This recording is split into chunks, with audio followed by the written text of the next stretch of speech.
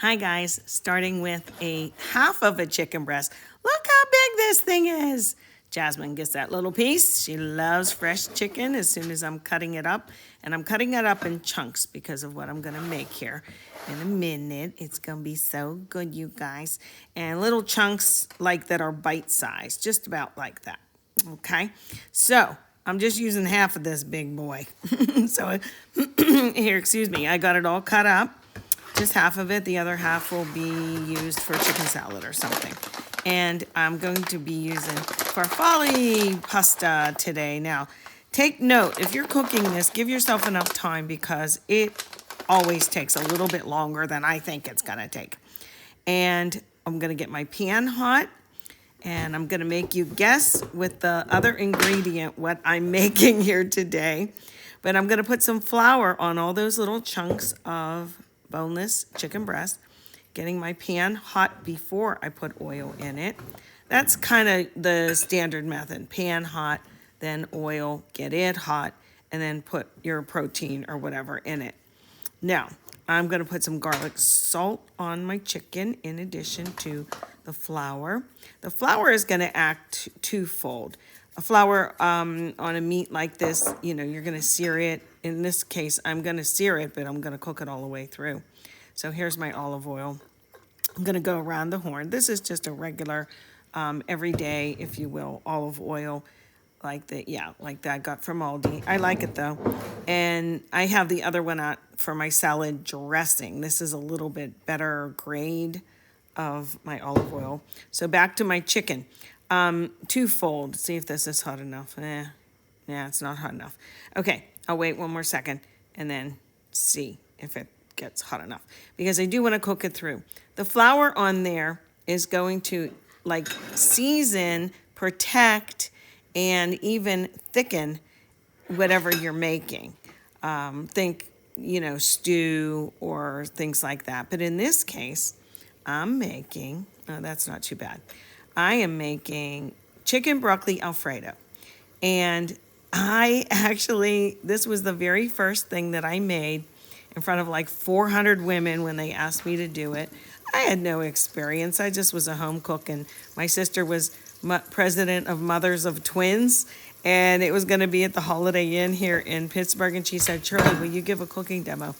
Crazy me.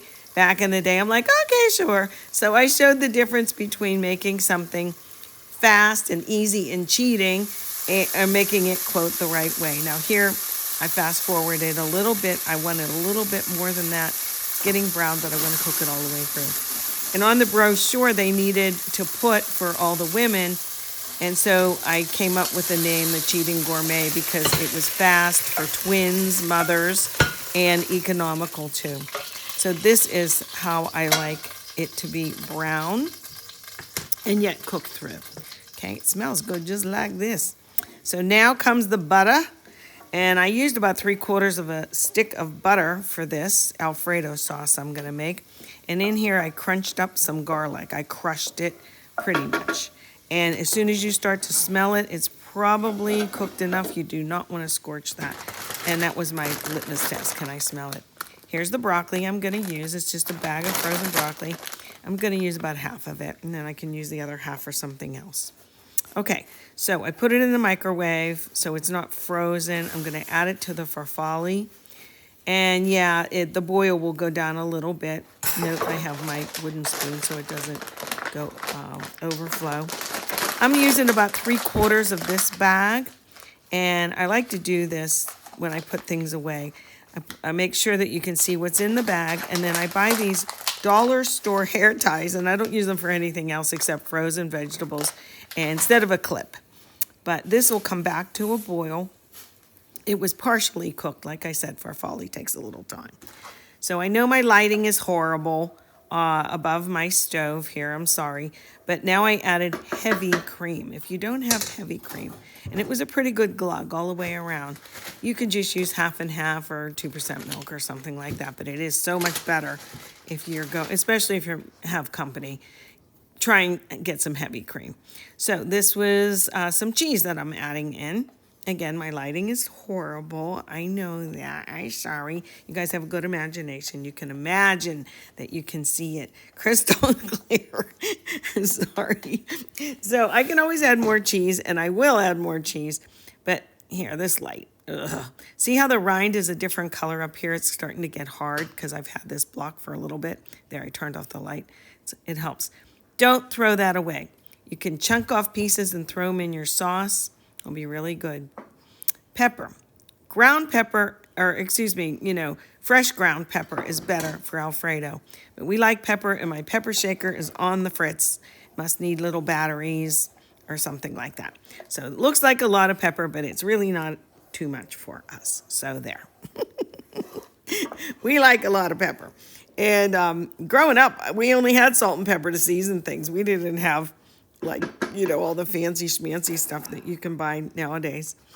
My chicken back into the pot, and it'll just heat through.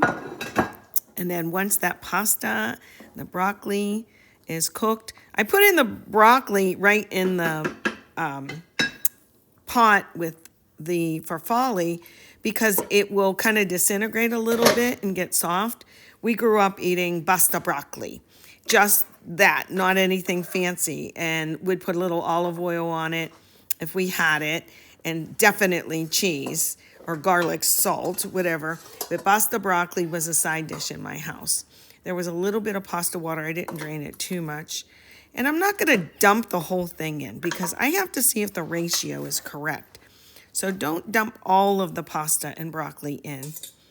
You want to just test if that's enough to cover. So let me stir it around here and see if that is going to cover. Do I have enough sauce? If you don't have enough sauce, and I've made that mistake and dumped too much pasta in, the ratio's off, you can just heat through some more cream or milk or dairy, whatever, right in the pot and get it all heated through. And I did taste it. I do want a little bit more cheese. Notice I didn't put the salt in until now, and you can add salt at the table, but I did taste it for salt, and I think it needs a teeny bit more. Okay, so let me put that in, and there we go. So I'll keep it warm till Thane gets home. Yum. I'm sneaking some.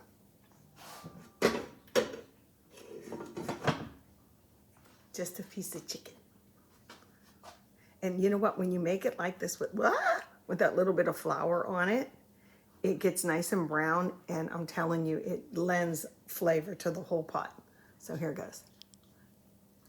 Mmm.